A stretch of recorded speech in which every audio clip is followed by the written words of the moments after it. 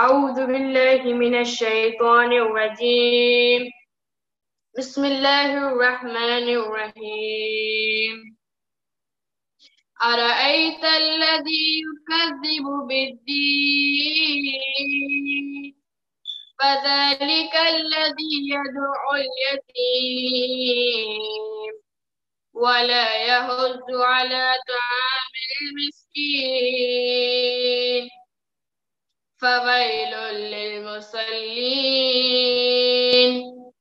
الذين هم عن صلاتهم ساهون الذين هم يراءون ويمنعون الماعون صدق الله العلي العظيم اللهم صل على محمد وآل محمد وعجل فرجهم.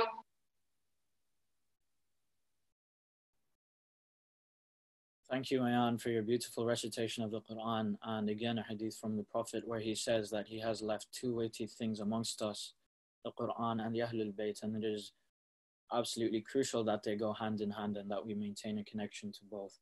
Now, for our next speaker, I would like to invite another young member of our community, Syed Kazim Haider. If you could come forward and share your speech with us, please. Now, thank you.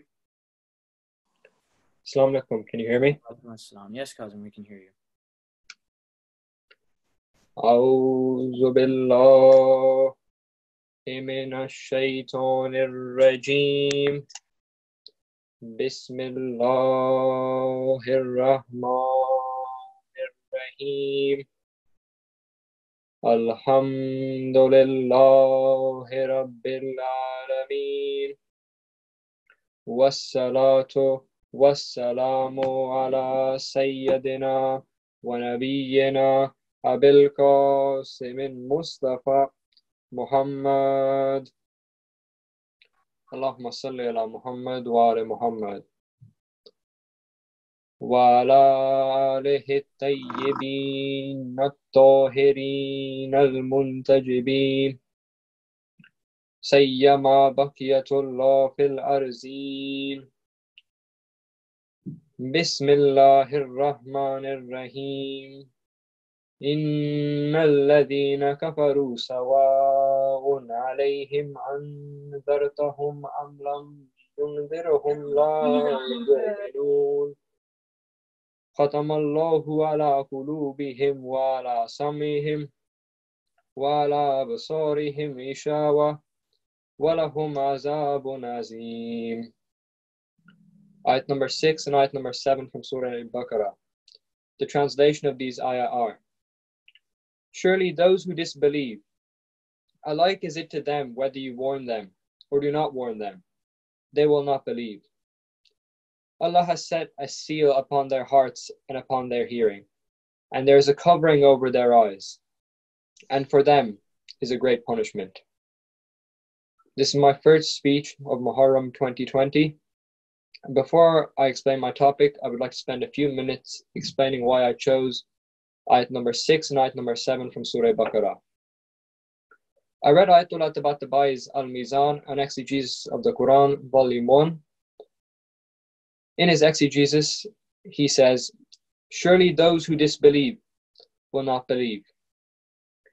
The disbelievers in this ayah are most likely referred to as the disbelievers of the Quraysh, who were the bitterest enemies of Islam and who tried their hardest to destroy Islam.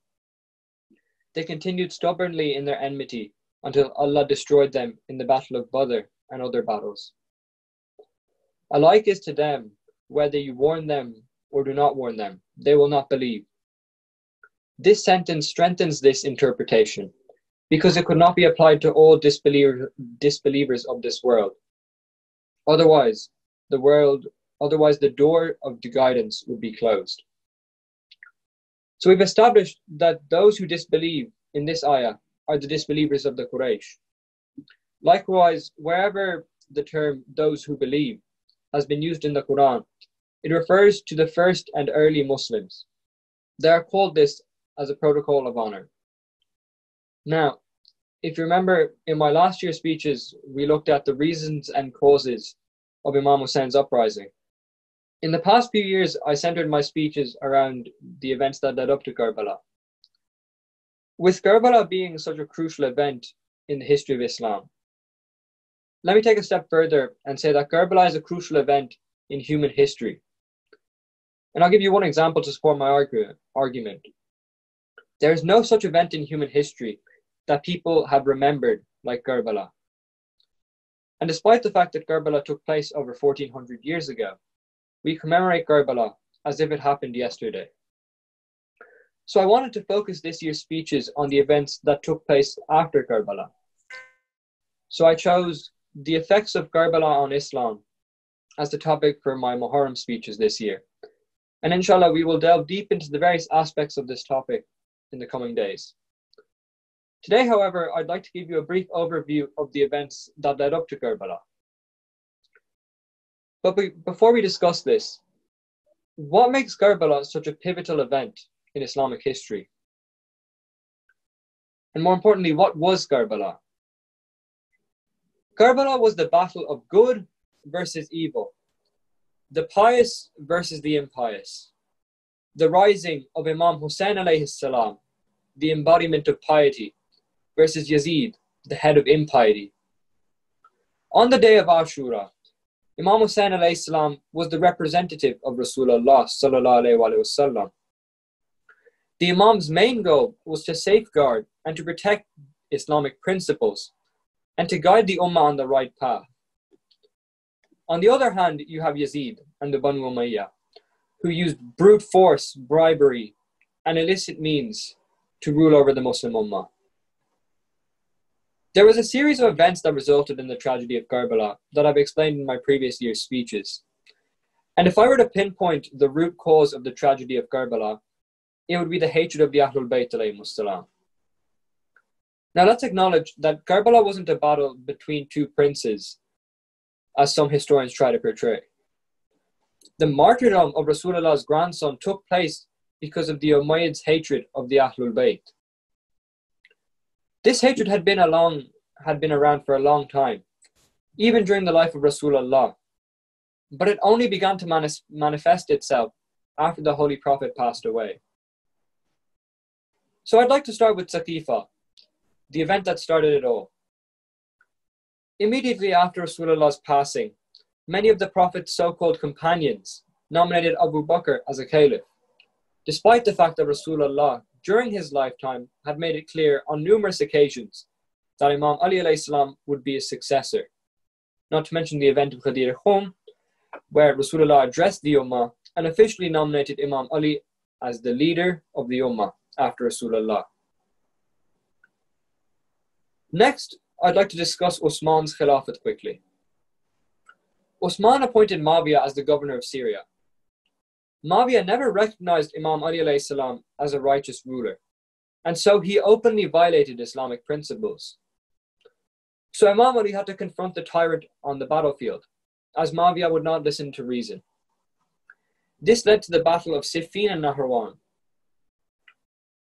After his father's passing, Imam Hassan alayhi salam had to swallow the bitter pill of making a peace agreement with Muawiyah in order to safeguard the security of the lovers of the Ahlul Bayt alayhimus salam, which was at stake.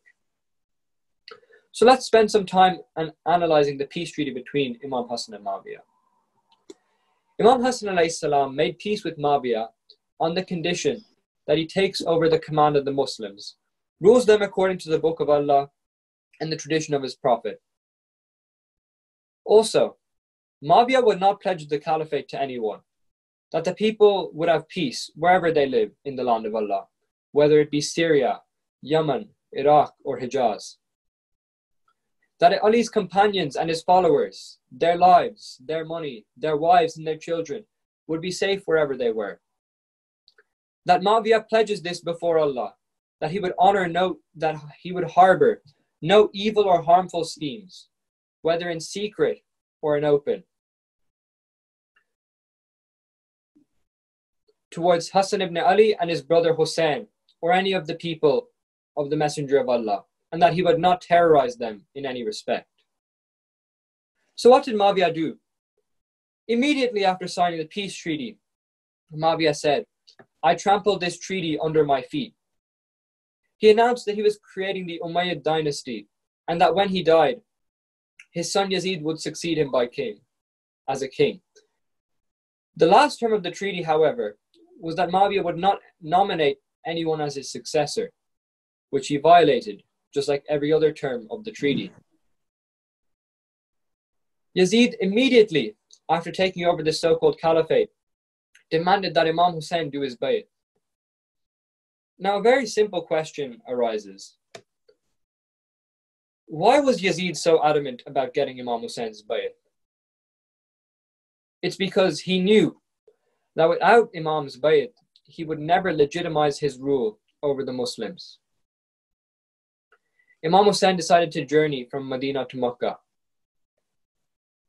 Tonight is the night of the first Muharram, and we dedicate this night to Imam Hussein's journey from Medina to Makkah.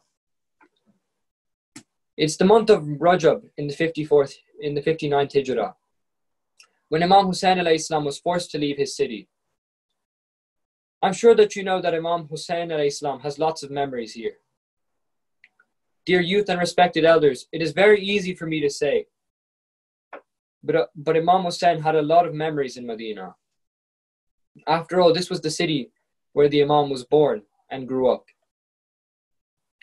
Imam called his brother Abbas and said, Brother Abbas, Medina is not safe for us anymore. So Imam asked Mullah Abbas to prepare for the journey.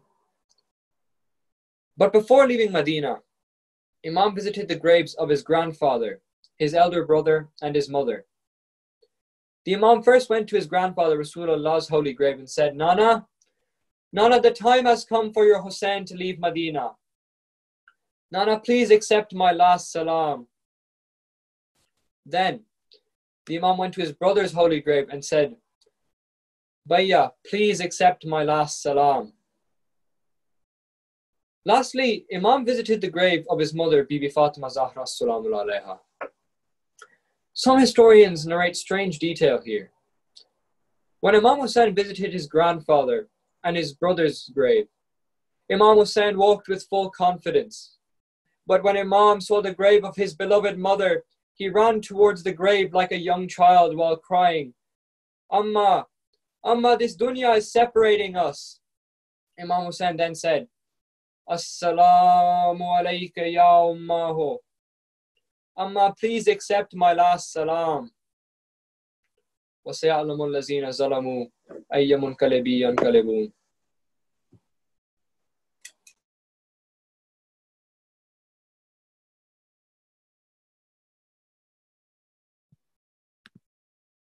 Thank you, Kazim, for your heartwarming speech. As usual, it was very informative and well researched, nothing we're not used to. I would like to commend the effort that he put into his speech, as seeing such passion rise from the youth is inspirational and instrumental to maintaining the message of Imam Hussein. Now next, without further ado, I would like to invite Jari Abbas to share some poetry with us. Jari, are you ready? Assalamu alaikum. Bismillahirrahmanirrahim. The moon of Muharram has come. The moon of Muharram has come. The tears and the cries have begun. The skies are covered in gloom. Angels are mourning as one. The moon of Muharram has come. The hearts of the pious are numb. The days of Hussein have begun. All of us are now shaken. The moon of Muharram has come. Hussein will lose his sons. Yazid will kill everyone. Children will be under the sun. The moon of Muharram has come. Hot were the days and the sun. All were killed one by one. Imam was left with no one. The moon of Muharram has come. The moon of Muharram has come. The moon of Muharram has come. Allahumma salli ala Muhammad wa ali Muhammad.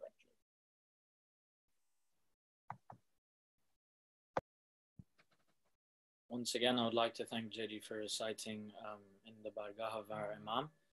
Without further ado, I would also like to invite Ali Mujtaba now for your salam. Ali, if you could come on, please.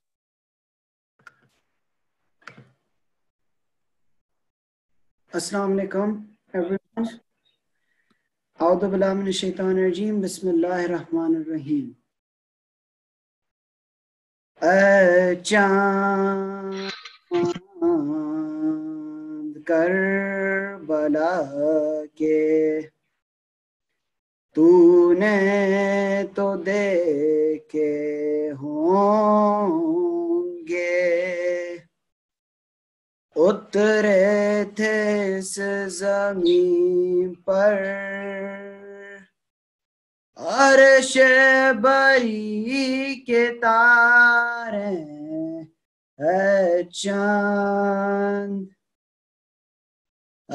चांद जलवागर है हाशिम का चांद यहाँ पर खैरात रोशनी की ले लीजियो यहाँ से चांद चांद इस जमीन पर रखियो हमेशा ठंडक सोते जो हैं यहाँ पर ज़हरा के हैं ये प्यारे चांद तस्नी मुसलसबीलो कोसर के है ये मालिक मारे गए जो प्यासे इस नहर के किनारे चांद इस सरजमी पे गुजरा सरवर पे ये भी सदमा सीने पे खाई बरची हम शक्ल मुस्तफा ने चांद इस बन में एक बच्ची बाबा को ढूंढती थी बिखरे हुए परे थे जब सर बोरी दलाशे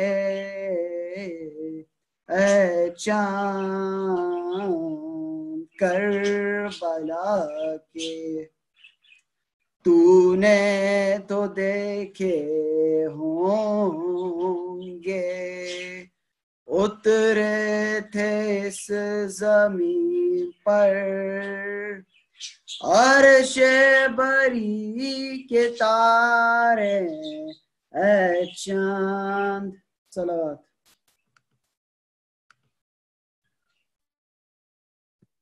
Allahumma salli ala Muhammad wa ala Muhammad. Subhanallah. बहुत दर्द भरा सलाम पढ़ा अली मुज्तबा ने और यह यहाँ में अज़ा आ गया हमारी इस साल कुछ ऐसे हालात हैं कि हम इकट्ठे बैठ के मौला के ऊपर रो नहीं सकते लेकिन फिर भी हमें जो मौका हमें दिया गया है ये तौफीक जो हमें खुदा ने दी है इसे हमें ज़ाया नहीं करना चाहिए. Now without further ado I would like to introduce our scholar Agha Shaykh Muzaffer Hyder who will be joining us from Qum. And the topic for today is sacrificing for the Deen, complaining and first world problems. I'd also like to thank Shaykh for joining us and enlightening us with his knowledge. Agha, if you are here, I would like you to join us now, please.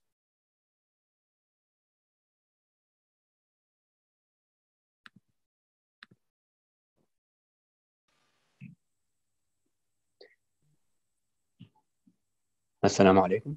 Wa alaikum assalam.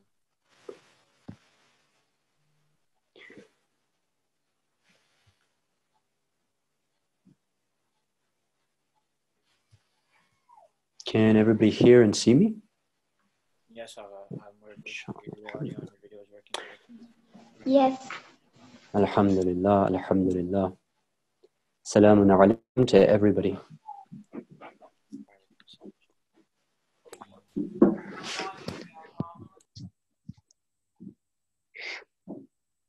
أعوذ بالله من الشيطان الرجيم.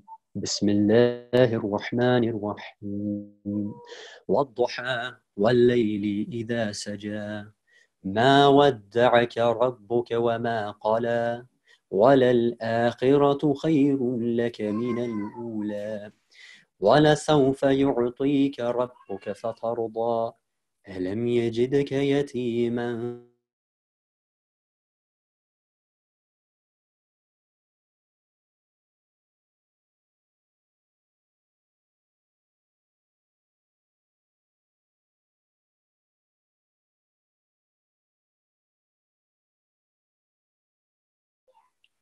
وأما السائل فلا تنهر وأما بنعمة ربك فحدث صدق الله العلي العظيم.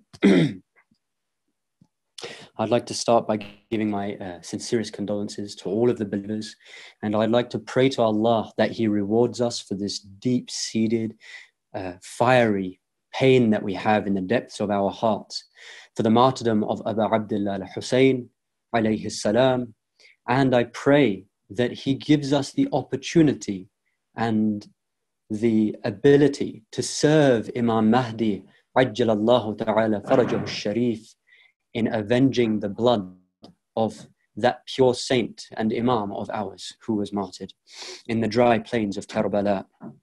I'd like to start by thanking the organizers of this event for making it a possibility for us to have this session and to discuss these very important issues right now. And I'd like to just very quickly point out that one of our ahadith say that one of the signs of the dhuhur of Imam Mahdi is that the brother in the west will be able to hear and see his brother in the east. This may well be what we're doing right now, a fulfillment of that very prophecy. And we are heading ever so closer to the dhuhur of our Mawla, Imam Sahib al-Zaman, Ajjalallahu ta'ala farajahu al-Sharif. I'd also like to say thank you, and may Allah bless the speakers who spoke before me. One of the points that the brother raised was about Karbala essentially being about the battle between good and evil. It's very good to see the youths understanding or striving to understand. And also the poetry was particularly beautiful. I'd just like to point out that Imam Sayyid Ali Khamenei said, never underestimate what you can do with poetry.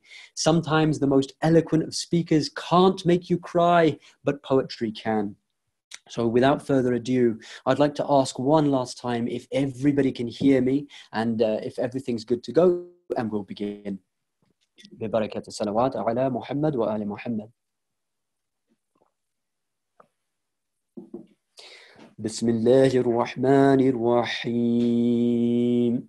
الحمد لله رب العالمين والصلاة والسلام على سيدنا ونبينا أبي القاسم المصطفى محمد وعلى آله الطيبين الطاهرين المعصومين سيما بقية الله في الأرضين عجل الله تعالى فرجه الشريف رب اشرح لي صدري ويسر لي أمري واحلل عقدة من لساني يفقه قولي. Dear brothers and sisters, respected elders, Assalamu alaikum wa rahmatullahi wa barakatuh. I'd like to start with the story, and it's a very familiar story. Many of us have heard it, especially in our youth. It's the story of the grasshopper and the ant. And for those of you who don't know the story, this is how it goes. It's summertime, and the ant is working very hard. He's toiling away. He's shedding his blood, sweat, and tears, and he's working very, very hard. He's taking late shifts. And meanwhile, the grasshopper is sat there and he is laughing, he's kicking back, and he's listening to music. He's making music, in fact, and he mocks the ant. He makes fun out of the ant. And he says, look at you, just relax. What are you doing? The winter comes. And when the winter comes, the ant has lots of food supplies, and he's got a house, he's got shelter because he's been working throughout the winter. The grasshopper has nothing, and he dies. This is the story. It's one of Aesop's fables, and it's taught to children at a young age. And actually encapsulated within this story is one of the fundamental laws of life, the universe, and everything. It's unfortunate that many of us have not been taught the basics, foundations of the laws of the universe. If we had been taught them and had they been imbued within us from a young age, it wouldn't be such a problem as we grow up. But that's the unfortunate reality, that many of us grow up without realizing and reflecting on this reality. And of course, there is a Quranic basis to back this up. The basic premise is this: فَإِنَّ مَعَ الْعُسْرِ يُسْرًا. The Quran tells us, Allah is telling us in the Holy Quran, surely with difficulty is ease. And then he repeats again, إِنَّ مَعَ الْعُسْرِ يُسْرًا. Surely with difficulty there is ease. You see, dear brothers and sisters, respected elders, we have been told a lie. And that lie is that we are going to be given paradise without toiling, without sacrificing for it. And therein is the subject of discussion, sacrificing for the Deen. And it is out of absolute desperation at this time in 2020, when we are surrounded by so much fitna and confusion, and where we are being given so much information from all over the place. It is out of absolute desperation that I speak to you now, and I tell you that this is the Wake Up 2020 Majalis session. I'd like everybody to really give attention to what I'm about to say for the next, inshallah, 40 minutes. I promise you, dear brothers and sisters, respected elders, if you are listening, your life will change forever. Now, the first thing that I want to ask before we dive into the idea of sacrificing for the Deen is this: why sacrifice? Why make a sacrifice? What's the point of it? And the answer to that question is this: without sacrifice, you will accomplish nothing. Without sacrifice, we can accomplish nothing. Without sacrifice, nothing actually happens. Ayatollah Bahjat, one of our great mystics, he said that, look, when people die, there is not a soul that will wish, I wish I had gone a little bit further. There's not a soul that will die and be raised on the Day of Judgment except he will say, I wish I had done a little bit more. I wish I had sacrificed that little bit more sleep. I wish I had sacrificed a little bit more of my time for the sake of the Deen. Everybody is going to feel like that. Now, the question I want you, dear brothers and sisters, respected elders, to ask yourself sincerely in today's session is this: what have I sacrificed for the religion? That is the crux of the question, and I want us to sincerely ask it to ourselves this Muharram. What have I sacrificed for the religion? What have I done for the Deen? What are the pains that I have undertaken for the sake of my religion? It's a very serious question because, look, we have been lied to, dear brothers and sisters, respected elders. If you look at the law of the universe, you can accomplish nothing except through sacrifice. If you want to get good grades, you're going to have to sacrifice your sleep. You're going to have to sacrifice your time. You're going to have to give yourself to those books and put your head down and study. If you want to get that job of your dreams, you're going to have to work hard. You're going to have to excel in the ranks. Everything takes sacrifices. If you want to accomplish anything, it takes sacrifices. And yet, when it comes to the akhirah, somehow we've convinced ourselves that we don't need to make sacrifices. When it comes to Imam Mahdi, somehow we have convinced ourselves that sacrifices are of little relevance. And this is not something that we will ever bring to our lips, dear brothers and sisters, but it is something that is reflected, unfortunately, in our actions. The Quran tells us, أَحَسِبَ النَّاسُ أَن يُتْرَكُوا أَن يَقُولُوا آمَنَّا وَهُمْ لَا يُفْتَنُونَ. Does man think that he is going to be left alone having said, I believe, and he won't be tested? This is unfortunately the mentality that the Quran itself is pointing out for us, right? It's saying that human beings actually think like this, that it's okay. I've said that I believe. I'm not going to be tested. No, you are going to be tested. It is going to be hard. You are going to have to suffer hunger and heat and pain and enmity in order to excel. And we'll explain that in a moment. Now, I want to bring you to an incident that happened in my life to help us to open up this discussion. When I was younger, not that much younger, maybe around 10 years back, I was watching a reality TV show. And in this reality TV show, they were showing that all these kids, these youths, they had to study. And what they had to do is pass these really difficult exams. And if they managed to pass them, then they were going to get some sort of very special reward. It was like a scholarship to a very special university or some sort of academic award. All of the parents were there, all the kids were there, and these kids were being pushed. All the parents were pushing and forcing their kids. Come on, you can do it. Stay up late. Study, study, study, study. There was one girl who was remarkably clever. She had a gift. You could tell just from the way she spoke. She was very clever. She was a bright young girl. But her mother told her, it's okay, don't worry about it. Take it easy. And at the time, this really irritated me to the core because I happened to be doing teacher training at the time. And when you do teacher training, one of the things that you learn is you need to push your students. You really need to put pressure on them in order to make them achieve. Why? Because you just don't do it. These kids just won't push themselves unless you make them. And what I realized is the one who's pushing you is actually your friend. They're the one who actually cares about you, not the ones who tell you to take it easy. Now, dear brothers and sisters, the younger brothers, I'd like to talk to you in a moment, and I'd like you to reflect on this idea. There are many teachers that you will encounter in the school, right? Some of them will push you. Some of them will be really harsh with you. They're strict. And guess what? You will hate them.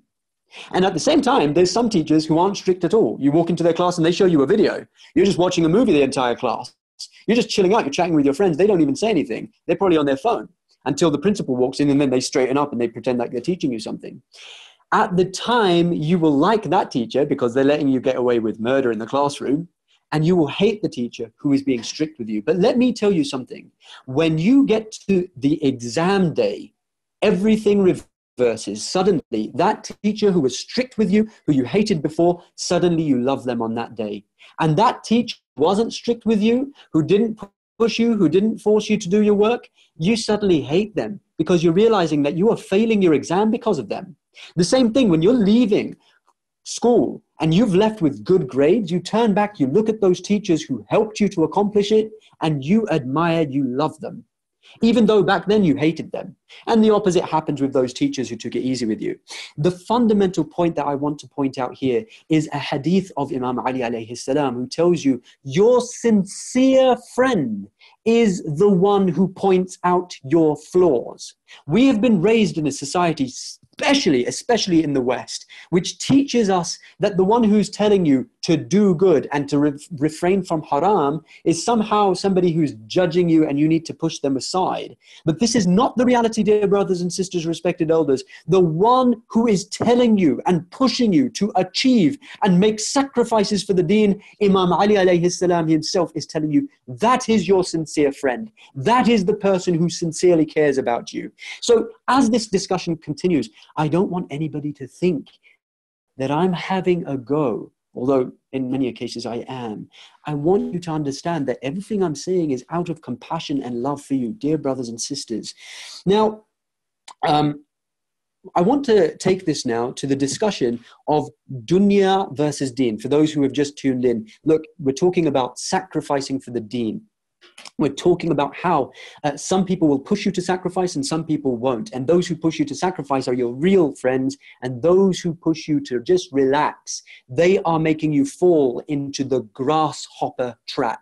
And when you turn up on the day of judgment, when you go into the hereafter, you will see that those who were mocked in this life for trying to build their akhirah are the very people who have a good abode over there. Now, the dunya versus deen attitude. I want to explore this for a moment. Our priorities are completely messed up, unfortunately, completely backwards. And I want you to understand that when we are saying that you need to make sacrifices for the deen, it is very practical. And we're going to talk about some practical advice on how to do this. It is not going to be easy. It's not supposed to be easy. Inna ma'al usri yusra, the Quran is saying, surely with difficulty is ease. Now, when it comes to homework, secular education, what do? We push our children. You better get those good grades. You better go to your room and study right now. You need to. What about when it comes to madrasa homework? When your kid comes home having done awful in his madrasa homework, it's like, don't worry about it. It's okay. You'll learn it later on in life. But then if he fails in Pythagoras' theorem, then it's like, oh my God, you're biting your teeth. You send them to their room. You suddenly get angry with them. Look at how our priorities are mixed up. I'm not, dear brothers and sisters, saying that mathematics is not important. I'm not saying that English literature is not important. I'm saying that those things are important. But I'm also asking this question and asking you to raise this question. How have we treated those things to do with the dunya as compared with the akhirah? When it comes to the dunya, everything is enforced. We actually tell our children, don't do this, do that. We enforce things on them. But when it comes to the deen, oh no, it's a personal choice.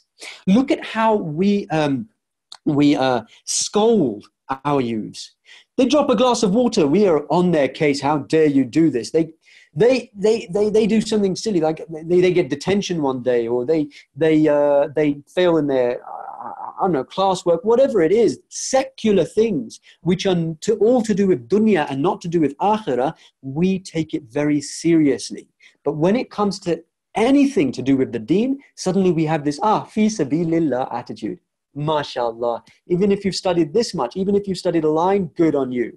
What happens later on in life when they haven't understood the deen, and when the youths they start taking off their hijabs, they start to ask, well, why can't I smoke weed? Why can't I listen to haram music? And they start being rude to you. Suddenly you think, where did I go wrong? This is where you went wrong. Dear brothers and sisters, respected elders, please understand that this is the reality. We have prioritized dunya over deen. That's the bottom line. That's what we've done. And the same thing carries on throughout life. When it comes to work, for example, your career, miss the majlis of Abu Abdullah al-Hussein. It's okay. It's to do with your career. It's the most important thing. It is number one. That's what comes first. Oh, but when it comes to making a majlis, when it comes to, any sort of youth activity, we take a back seat. When it comes to work, we have to be there on time because we know that the boss is going to attack us. He's going to penalize us if we turn up late. But when it comes to an activity to do with the deen, people show up late. They take it easy. They think, they stroll in. When it comes to work, when it comes to school, we tuck in our shirts, we button up our clothes, we come in with the immaculate clothes so that people will look at us and we can excel the dunyawi ranks. But when it comes to the akhirah, stroll in. Doesn't matter. And dear brothers and sisters, you will not have experienced this unless you push yourself to work for the cause of the deen, unless you get involved in the dunya, in the activities to do the deen, unless you are involved in the majalis and the protests and the youth sessions and whatever it is, the media efforts that are taking place. Look throughout the Muslim world, dear brothers and sisters. Unfortunately, this is a serious issue that we have. Whenever any effort is expended for the deen, we take it easy. What do we get out of it? What do we actually get out of it? That's the real question. Before we come to that, I want to share a verse of the Quran with you. فَمِنَ النَّاسِ مَنْ يَقُولُ رَبَّنَا آتِنَا فِي الدُّنْيَا وَمَا لَهُ فِي الْآخِرَةِ مِنْ خَلَاقٍ. There are those who say, there is the one among the human beings, they say, Ya Allah, they pray to Allah, they say, Ya Allah, give me in the dunya. And Allah says in the Quran, and for them in the akhirah, there is no share. Dear brothers and sisters, respected elders, in our qunut, we may say, رَبَّنَا آتِنَا فِي الدُّنْيَا حَسَنَ وَفِي الْآخِرَةِ حَسَنَ وَقِنَا عَذَابَ النَّارِ. We might be saying with our lips that Allah, we want the dunya and the akhirah. But actually, if we look at our actions, we're far from that. all of our actions, and more specifically, most of our sacrifices that we are making are all to do with dunya, nothing to do with akhirah. And you might be thinking of some of the sacrifices that you do make for the akhirah, like, for example, waking up for Fajr, or, being a little bit hungry or thirsty in the month of Ramadan, etc., or turning a protest or boycotting Israel, etc. The fact that we consider those things as sacrifices shows you how far behind we are, unfortunately. And as I said, this is the wake-up call, dear brothers and sisters. I'm saying to you, as your humble younger, I'm saying to you that this is the reality. And I'm just spelling out for you. Now, what do? We invest all of our efforts. We sacrifice. We stay up late. We pick up extra projects. We stay away from the home. We work weekends. We do everything in our power to build our akhirah. And what do we get out of it? Dear brothers and sisters, my youngers, I would like to tell you that, look, go and ask the elders who have invested pretty much all of their efforts into the dunya. Ask them if they're happy. They're not. Most of them aren't. Ask them. They'll all say, I'm just working the rat race. I'm just trapped in this dunyawi cycle. Every day wake up, every day go to work, every day come home tired, go to sleep. That's it. That's my life every single day. Your lives become nothing but working for people that you don't like, working for a cause that you don't really care about, so that you can earn money that you don't actually ever have in your pocket, so that you can buy things that you don't really need, so that you can impress people that you don't even care about. That's what it is.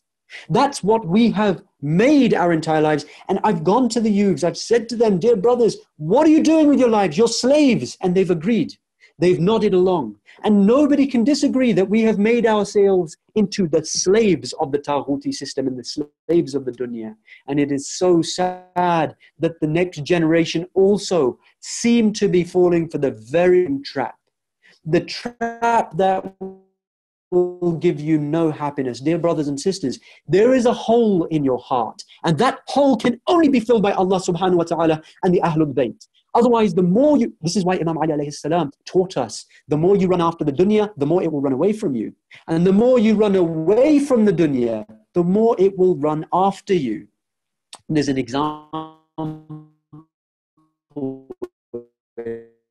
a very beautiful film, which inshallah we're not watching Muharram, but it is those who are aware. One of the lines that they say in this movie is, look, basically for those who haven't seen the movie, it's about these university acquire a job at movie. He says that, look, why are you running after a job? The excellence. Then the job will come running after you.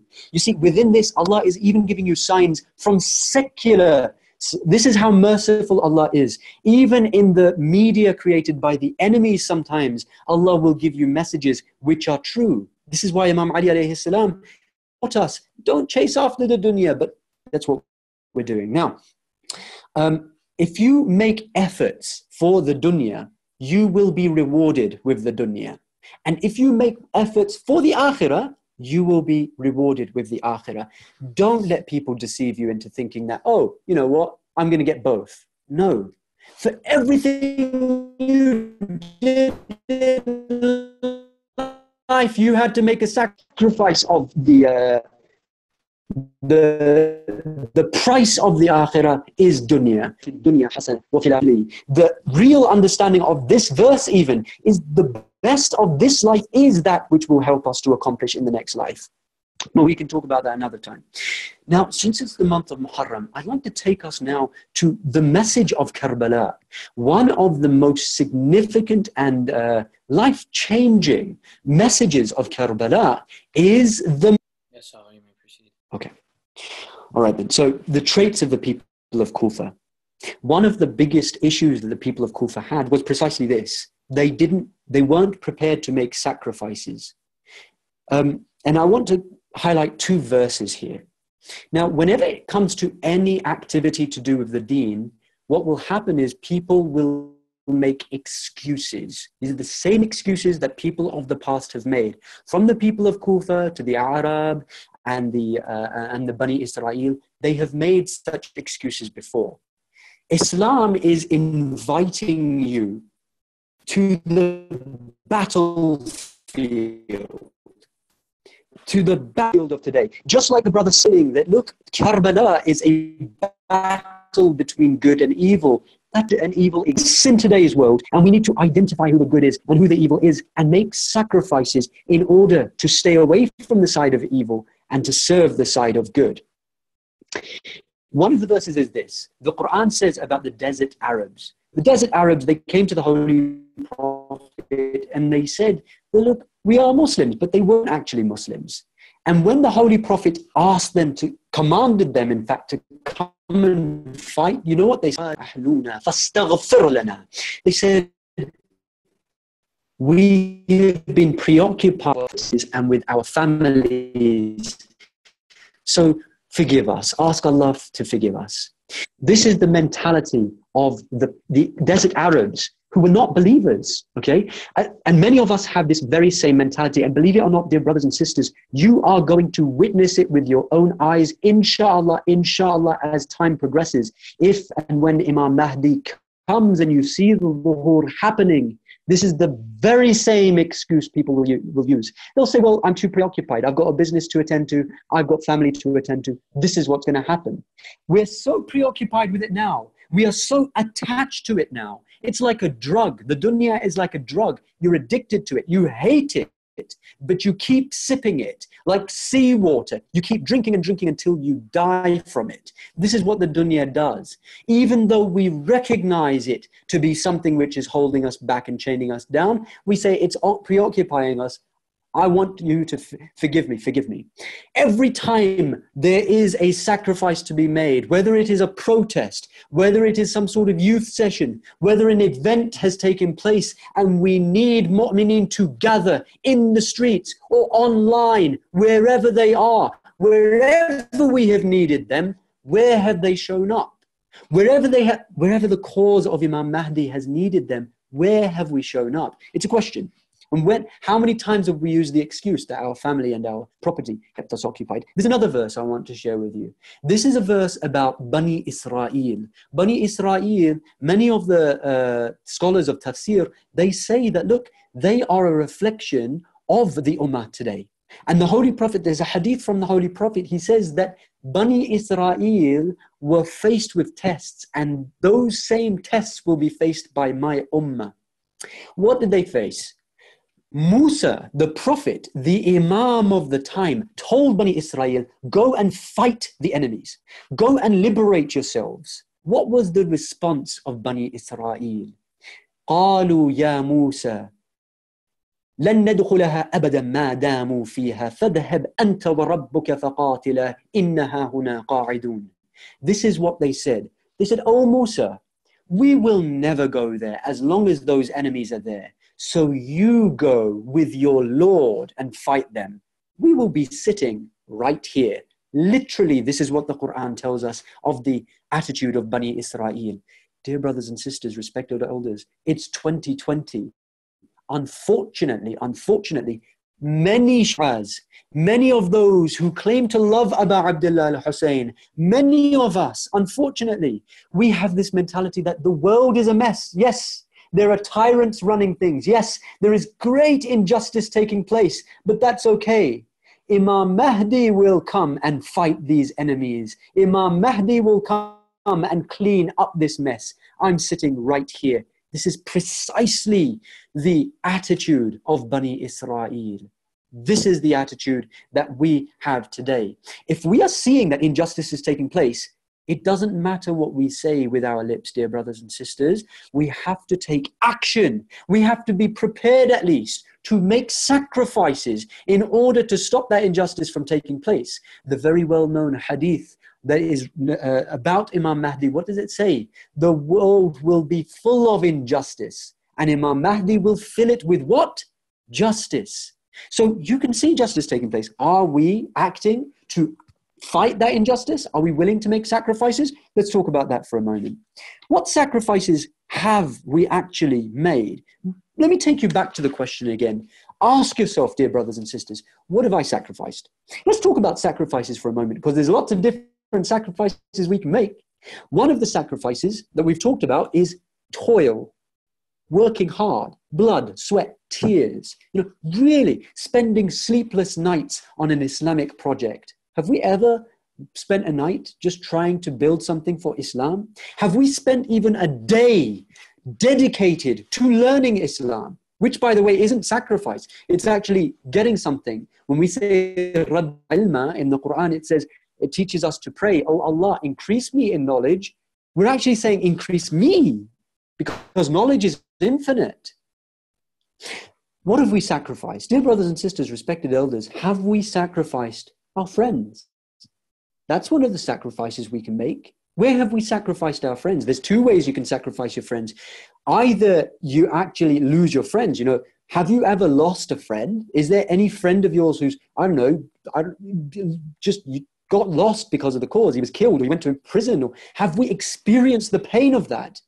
If we don't experience it, then how can we expect to experience the pain and empathize with the struggle of the Ahlul Bayt and those who followed the Ahlul Bayt?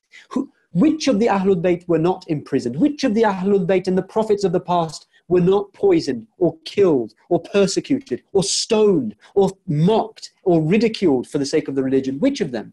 So why do we feel exempted?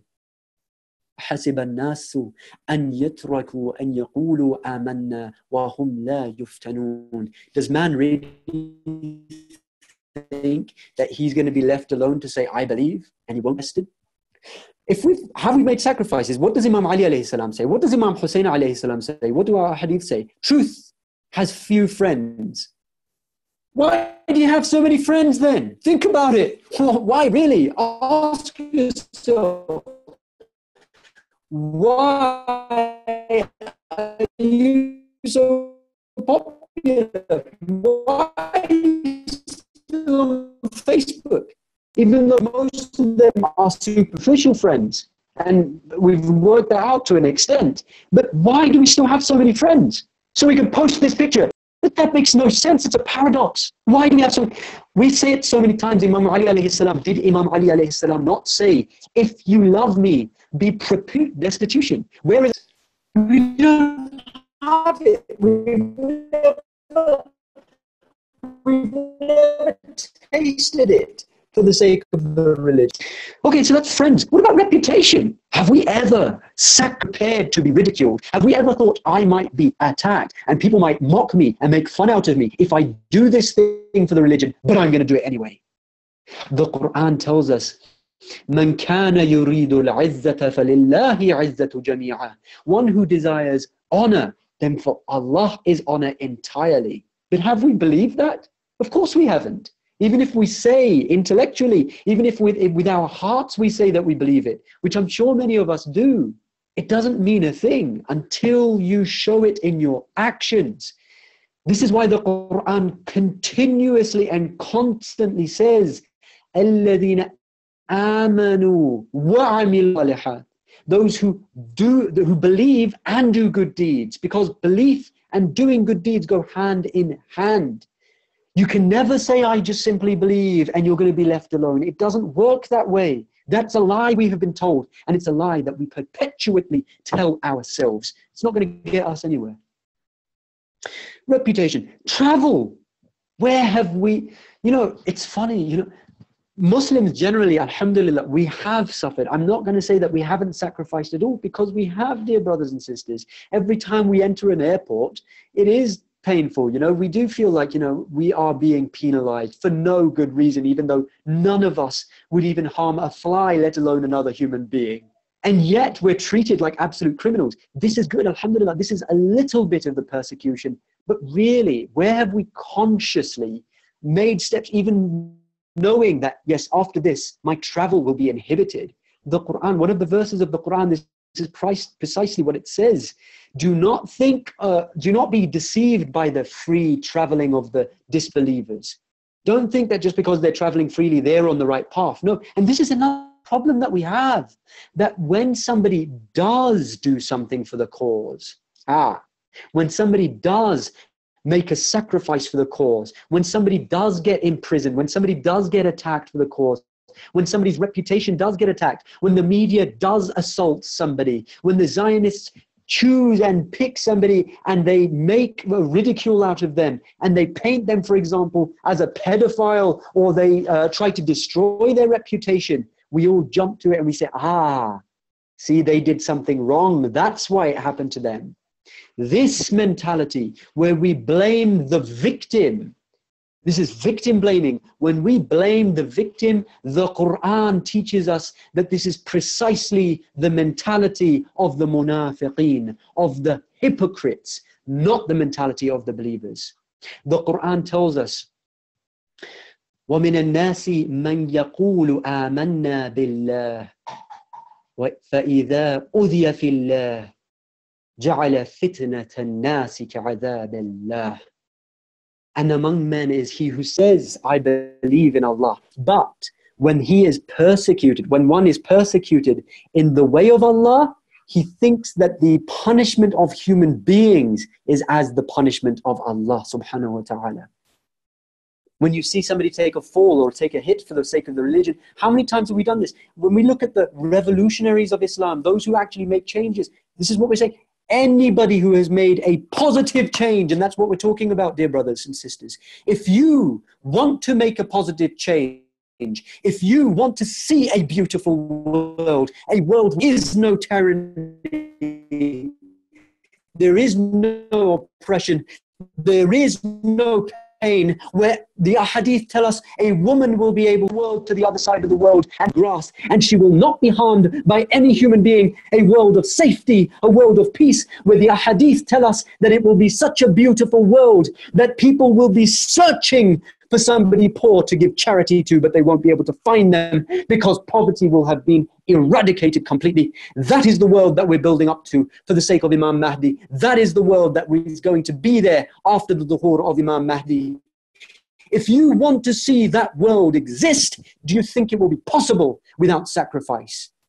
And yet, when our brothers, whether it's our brothers in the Islamic revolutionaries out there who are on the battlefields of Islam, who are sacrificing their lives for the deen, or it's people who are assassinated by the media, or it's people who are imprisoned for the sake of Islam, or it's people who take a hit, whatever it is, a financial hit, whatever sacrifice they make, we look at them, we scorn them, we suddenly treat them like a disease. Let's move away from them. The Quran itself is saying that this is the mentality of hypocrites. This is the mentality of hypocrites. So we have to ask ourselves, dear brothers and sisters, in the media, this is Miyat Iman. Know who has sacrificed their life for the deen. We don't even know a single shaheed, most of us. Think about what that means. And the reason I'm pointing this out is because I want everybody to know that the entire society, particularly in the West, but in other places as well, the entire qawm has become like qawm Kufa. We have become precisely like the people of Kufa. And this is going to affect us, and we're not going to be able to recognize the Imam when he comes, nor, even if we do recognize him, we're not going to be willing to make sacrifices for that sake. Okay. Why have we not made sacrifices? The ultimate thing that you can do is sacrifice your life for the deen, sacrifice your life and your existence for the deen.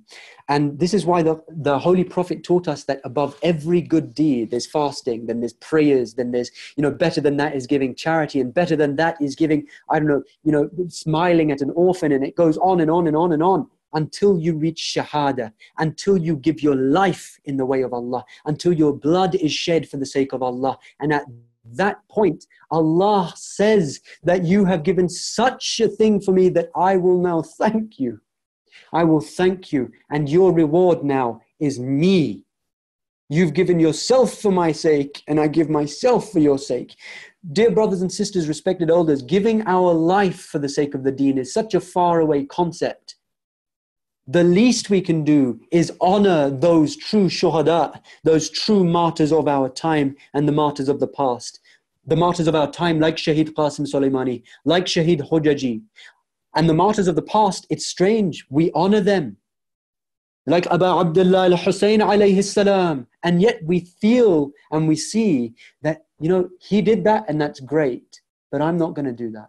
Why? The 72 companions who were with him, they were not infallible. Okay, so we haven't made any of those sacrifices. What sacrifice have we made? Have we sacrificed our convenience? This is the low state that we're at, dear brothers and sisters. وَخَلَقْنَا الْإِنسَانَ فِي أَحْسَنِ تَقْوِيمٍ ثُمَّ رَدَدْنَاهُ أَسْفَلَ سَافِلِينَ, the Quran tells us. We created you in the best of makes, and yet we rendered you to the lowest of the low. We've become the lowest of the low. This is what we've become, particularly in the West. We can't even give up convenience for the sake of Islam. When it comes to a father or a mother trying to convince their family, let's boycott Israel. There are alternatives to these Nestle products and to these Coca-Cola. Let's go for those alternatives. The family starts to rebel even against this. This is how low we are. And I'm not saying that we shouldn't. We need to boycott Israel, but this is the least we can be doing. The very least. The very least. Sign this petition. Sign this petition. How many children are dying of starvation in Yemen? Wake up. Dear brothers and sisters, respected elders, I'm saying this only out of love, pure love for everybody. Wake up and realize there are disgusting atrocities taking place. Imagine your children being treated in the way that these children are being treated. Mothers, husbands, fathers, old people in Palestine, in Gaza, they're being bombed. And we sign a petition and think that we've done our duty. You know why? This is particularly the Western mentality again. I'm afraid to say that's the reality. That's what we've become. We've become a people of convenience, people of comfort. This is the same thing Imam Ali alayhi salam. Remember, he was in Kufa. When he would tell them, come and fight, they would say, it's summertime, it's too hot right now. And when he used to say to them, fight in the winter, they used to say, it's too cold, we'll come in the summer. Making excuses. شغلتنا أموالنا وأهلنا فاستغفر لنا. Our property and our lives have occupied us, so forgive us. Now, I want to take it to Iran. Look at the sacrifices that Iran has made. Just recently, you know, dear brothers, those of you who are young won't remember as well, but most of us do remember. The threat of ISIS was so terrifying and it was so bloody. When those videos first came out, everybody was shivering. Now we're afraid of coronavirus. Back then we were terrified. Every house, every bank, every government building, every embassy in the world was terrified of the threat of American-backed ISIS, Daesh terrorists. Who rid the world of those ISIS terrorist scumbags? Who rid the world? It was none other than Iran, with the help of its allies. It was led, the entire resistance was led by Iran and led by great souls like Shaheed Qasim Soleimani and the IRGC and the Revolutionary Guard. They led the entire resistance. If my family, if your families are safe right now in the West, not just Muslims, but non-Muslims, if you are safe today, it is because of the sacrifices made by these young men and these young women. And when they went, and ISIS went with the help of America and with the help of the UK and with the help of the Zionists, and they went to attack Syria, who was it that went and lined up? Imam Khamenei is the leader. He did not even mention it. And yet there were lines and lines and lines of youths in Iran. The lines were so long that they had to tell these youths, go home. We don't have enough space for you. That is who rid the world of the scum of ISIS, because they gave their blood. Young men like Shaheed Hojaji, who to this day I'm jealous of, because if he were alive, he would be my age, and he's left behind one son who's around 2 years old today. I am jealous of him, and my comrades are jealous of a person like Shaheed Hojaji. These are the people. Look at the sacrifice. Not only do we not make the sacrifices ourselves, forget that, we don't make the sacrifices ourselves. Dear brothers and sisters, we make excuses. I'm living in the UK, I'm living in America, I'm living here. How come at least 500 British citizens left the UK to join ISIS. They went to join ISIS, and it's probably more than 500. The UK government doesn't want to admit it. It was way more than that. How come they're willing to make sacrifices to spread fitna and corruption and bloodshed and murder? And yet we were not able to give one person for the cause of defending the shrine of Sayyidah Zainab, salamullah alayha. We have to look at where we are. I know that this might be a little bit overwhelming, but we need to wake up. That's where the youths of Iran are today. Where are our youths? We're still talking about, Mom, can I wear a turban instead of a hijab? Dad, can I shave my cheeks? This is where we're stuck. This is where we're stuck. Some of the soldiers came to, for 41 years, Iran has been resisting American sanctions. At any time, the Iranians could have said, we'll give up. I don't want to bear this anymore. There are children dying of cancer because they don't have money to afford the operations because of American sanctions. At any time, Iran could have said, look, we're tired, we're going to give up. Whatever, America, we will do whatever you want us to do.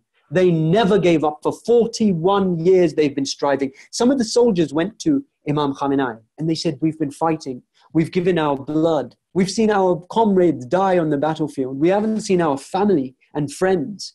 We haven't seen them for a long time. We're tired. We're tired. Do you know what the leader told them?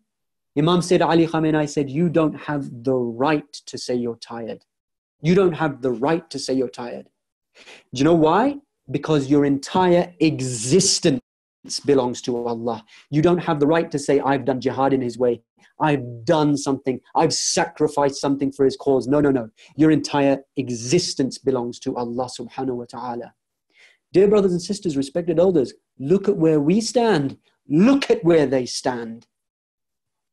Not only do we not make those sacrifices, many of us won't even acknowledge that Iran has done this and the people of Iran have done this. Many of us listening right now are feeling a bughz and a jealousy. And why does he always talk about Iran? Why does he always make it political?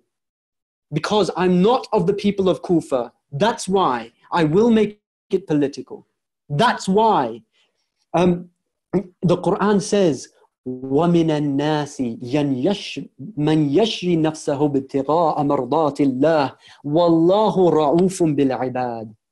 The Quran tells us, and among men is he who sells himself completely for the sake of Allah. And Allah is kind. He's subtly kind to His servants. This verse was revealed about Imam Ali alayhi salam, the one who we claim to follow. His entire existence was for the sake of Allah subhanahu wa ta'ala. And there are people alive today whose entire existence is for the sake of Allah subhanahu wa ta'ala.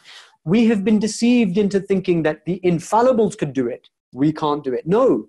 We refer to them as imam. What does imam mean? It means leader. Leader is somebody who you follow. Now, I know I've gone over my time, but there's just a few points that I need to go over very quickly. Where are our youths? See, for the people of Iran, dear brothers and sisters, the story of Karbala was not just a story. It was a lesson. The people of Iran, and it's not just Iran, it's the resistance factions wherever they are. It is the resistance faction in Lebanon. It is the Ansariyan in Yemen. It is the Fatimiyun. It is the Zainabiyun in Pakistan. It is these groups. But we have no such thing in the West. We need to learn to humble ourselves. We have done nothing for the sake of the cause, dear brothers and sisters, respected elders.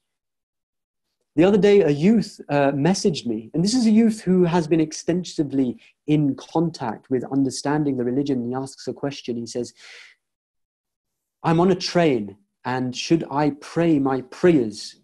Should I pray my prayers now, or should I allow my prayers to go qada? This is where we stand. This is where we stand. We cannot even sacrifice and bear the minor inconvenience of being in a train. Oh no, people are going to look at me. Oh no, I'm tired, I'm sweaty. That's what we're like. My teacher, who was on the battlefield when American bombs were being dropped on their heads by Saddam Hussein, he was in the battlefield as a youth, and he told me that these Iranians, these mujahideen, these true fighters and strivers for the sake of Islam, they would go out in the freezing cold, melt ice between their hands, and then do wudu with that water, not for Fajr, but for Salatul Layl. Our Mawla Hussein alayhi salam, his last prayer was prayed in the battlefield of Karbala, while arrows were being thrown in his direction. And I want to say a point about this, dear brothers and sisters, respected elders. There was a scholar, and he spoke flippantly about this. The idea that there were men standing in front of Imam Hussein alayhi salam to stop the archers from hitting the Imam of their time. They were standing there and stopping these arrows.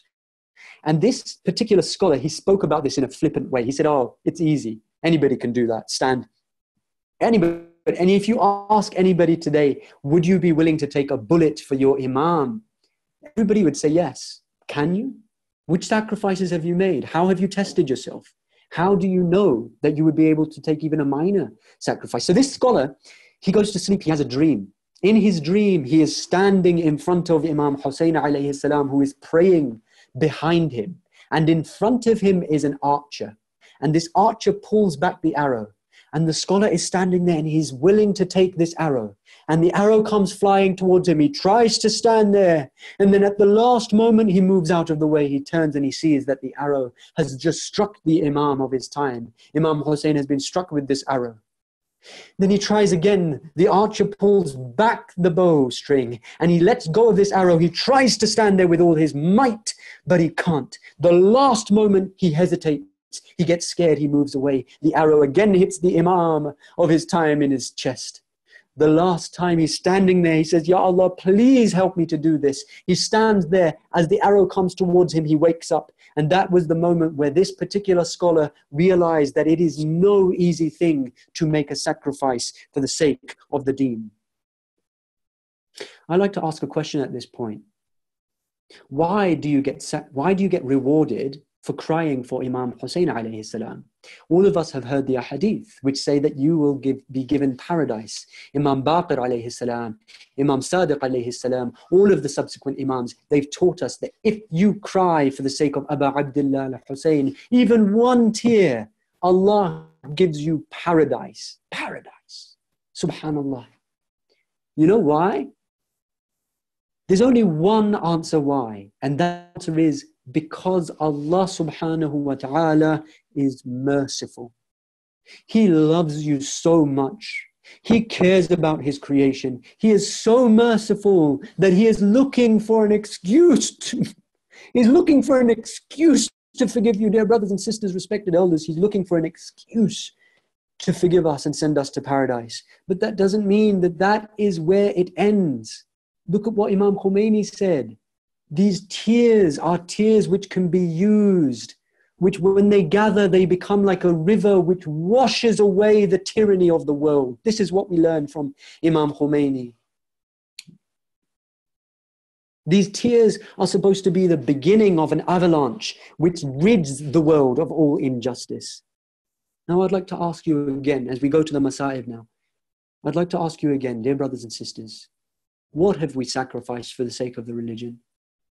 Has a pinprick of our blood been sacrificed for the sake of this deen of Allah?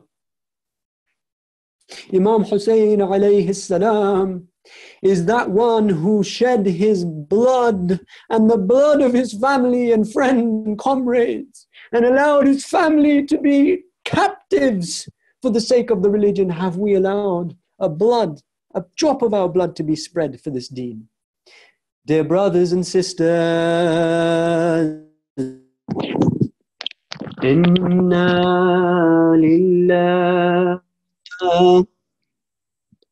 wa inna ilayhi raji'un. Inna lillah wa inna ilayhi raji'un. Oh dear brothers, oh mourners of Abu Abdullah al-Hussein, when we are fasting Allah is so merciful. He will forgive us all of our sins because of the hunger and the thirst that we have felt. But this hunger and this thirst is nothing compared to the thirst and the hunger of Abu Abdullah al-Hussein in Karbala. How can we compare? But let me take this opportunity just to make us think, dear brothers. The thirst that we feel in the month of Ramadan, Allah subhanahu wa ta'ala forgives us because of this little bit of thirst that we feel. But what of the thirst of the daughter of Imam Hussein alayhi salam? Dear brothers and sisters, for the small sacrifices that we make, Allah gives us all of the rewards. But what are the sacrifices of Imam Hussein alayhi salam? I want you to think about this, dear brothers, of those of you who have a child, who have been gifted by Allah with a son. When you take that child to the hospital to take him for that procedure, or when you take your child to go for vaccination, look at how you feel and how the heart of a mother and a father jumps out of their chest when that tiny needle enters the skin of your child and that child starts to shake and quiver and cry uncontrollably. How then must Imam Hussein alayhi salam have felt when he held Ali Asghar in his arms and held him up and asked the enemies for a drop of water when they quenched this child's thirst with the arrow? If you are a little bit sick, dear brothers and sisters, respected elders, and you show patience when you are sick, Allah again forgives you your sins. I would like to take you to Karbala and just remind you for a moment that when Imam Hussein's cry came out and he said, Hal min nasirin yansurni, is there anybody who can help? Is there anyone who can make a sacrifice for this religion? There was a sound that came from the tent of Imam Sajjad. Sayyidah Zainab goes into the tent and she sees that Imam Sajjad has fallen from his place, his sword in his hand, and he's crawling to try to help the Imam of his time. Think about the patience we have shown and the patience that they have shown. There is no comparison, dear brothers, but today I want to take you to the land of Kufa. Our Imam receives 12,000 letters. And so he sends upon the people of Kufa Muslim ibn Aqil to represent him. Muslim ibn Aqil goes to the city of Kufa, and he goes there and he sees what the people of Kufa are doing. And then they give him his labbaik. They say that we are with you. But then the truth and the reality of the people of Kufa, the reality is this, dear brothers and sisters, O mourners of Hussein, that the people of Kufa were only saying what they said in jest. Yes, their hearts were with Imam Hussein, but their swords were pointed against him. And so, can you imagine the sacrifices of Muslim ibn Aqil? He's walking now alone, only 10 men are left to support the cause. Only 10 men left to support the cause. Even though just hours ago 18,000 men were ready to make sacrifices. And yet now, only 10 men left. This is the betrayal of this world. This is the way that people of the dunya will treat you when you serve the cause. This is why Imam Hussein said, truth has few friends. And when Muslim ibn Aqil is praying in the masjid in Kufa, those 10 men are praying behind him. Yes, they believe they're making a sacrifice for the cause by standing there in the heat and making sacrifices. But we know that those sacrifices were only superficial. Yes, they were superficial. And so, after the prayers have been completed, Muslim ibn Aqil, the representative of Imam Hussein, is left completely alone. walking in the streets of Kufa. He's walking and he's all alone. Nobody is there to give him any food to eat or any drink of water. He's thirsty. Just hours ago, the world was echoing with the loud sound of labbaik, and yet now Muslim is all alone. He seeks refuge in an poor lady's house, and even there the son of that house is a spy, and he gives away the location of Muslim ibn Aqil. And so the agents of Ibn Ziyad come to the house to arrest Muslim ibn Aqil. And so they come to the house, and Muslim ibn Aqil steps outside, and they say that he drew his sword, and they say that he fought valiantly, and they say that he fought like no man in Kufa ever fought. They say that he fought with the courage, and he swung his sword so much so that all the Kufans, as they watched from the windows above, they thought that this must be Ali fighting down there. This must be the nephew of Ali. He swings his sword like as if it is Dhul-Fiqar. He fights as though he is Haydar-e-Karrar. And then when the enemies surround him, Muslim realizes he's all alone. Nobody's going to help him. And then he feels this terrible, terrible thirst. But oh Muslim, you will never know the thirst of your Mawla Imam Hussein. Oh Muslim, you will never know the loneliness of your Mawla Hussein. Yes, Muslim, you're surrounded. Yes, Muslim, you're thirsty. But you will never know how they surrounded your Mawla Hussein, how they trampled his body while he had no supporters, while nobody was left to sacrifice for the cause. And so with this thought, one of the enemies comes from behind Muslim ibn Aqil and hits him in the head with a spear, and so Muslim ibn Aqil falls to the ground. The henchmen, the agents, the police force of Ibn Ziyad, they grab Muslim, they drag him to the court of Ibn Ziyad. And Ibn Ziyad, he looks at this man, he looks at Muslim, and he wonders, how is he able to still stand there after suffering the thirst and being beaten from so many directions? How does he still look at me so defiantly? One of the guards shouts at Muslim ibn Aqil and says, "Salute your Amir." What response does this lion of Allah give? He says, he is not my Amir. He says, Amiri Husaynun wa ni'mal Amir. Amiri Husaynun wa ni'mal Amir. My Amir is Hussein, and he is the best of Amirs. And so Muslim ibn Aqil is taken to the top of the tower, and he is thrown from the top of the tower. And I believe perhaps at these last moments, Muslim ibn Aqil was crying out and doing tawassul. He was doing tawassul to the Imam of his time. He was probably thinking as he was going up those steps. They say that he was doing the dhikr of Allah, which he certainly was. I believe he must have been doing tawassul to the Imam and saying, Ya Imam, I'm sorry, I did everything I could. I sacrificed everything I could. I gave everything in your cause, but people abandoned me. People left me alone. I tried my best to gather funds. I tried best to raise your army, but people left me alone.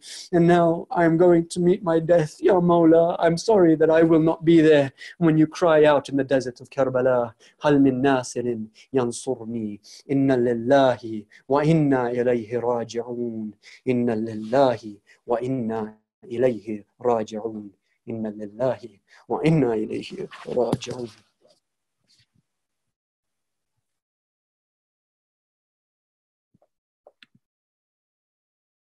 Ya Hussein, Ya Hussein, Ya Hussein, Ya Hussein, Ya Hussein, Ya Hussein. Zinda rahe, zinda rahe, zinda rahe, zinda rahe, zinda rahe, zinda rahe,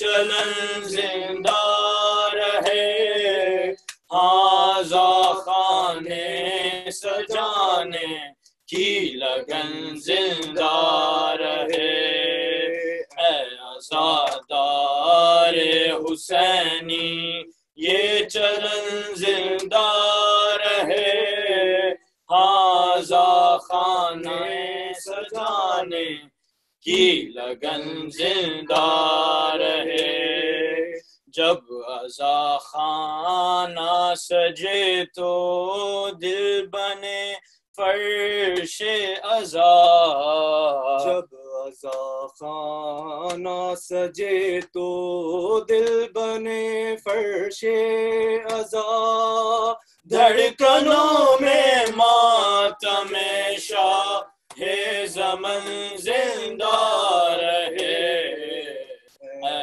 عزادار حسینی یہ چلن زندہ رہے آزاخانے سجانے کی لگن زندہ رہے نوح خاماتم کے سائے میں سفر کرتے رہیں نوح خاماتم کے سائے میں سفر کرتے رہیں ہر بیاض غم کھلے ہر انجمن زندہ رہے عزادار حسینی یہ چلن زندہ رہے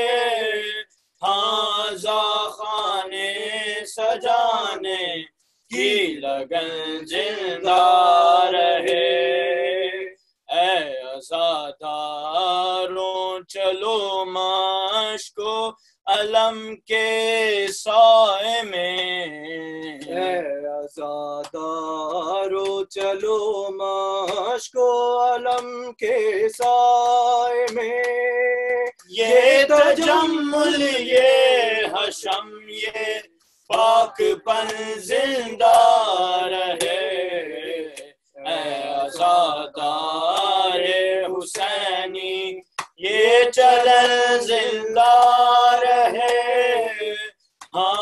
آزاخانے سجانے کی لگن زندہ رہے چھوٹے چھوٹے سے علم بچوں کے ہاتھوں میں رہیں چھوٹے چھوٹے سے علم بچوں کے ہاتھوں میں رہے دل میں تابوت سکینہ کی چبھن زندہ رہے اے عزادار حسینی یہ چلن زندہ رہے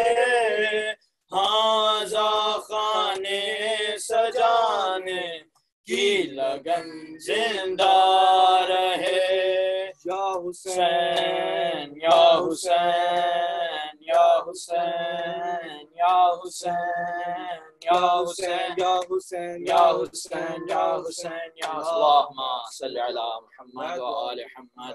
I would like to thank our viewers and our mu'mineen today for joining us in this majlis al-Aza, and I would also like to urge you to join us at the same time tomorrow. And if you find that the Zoom link has been fulfilled, you can join us through Facebook, through the Bab al-Ilm Azakhana-e-Zahra Dublin Facebook page. I would yet again like to thank our speakers and our reciters for today, and may Allah accept our ibadah, and may we be granted the opportunity to visit our Imam in the near future. Assalamu alaikum wa rahmatullah.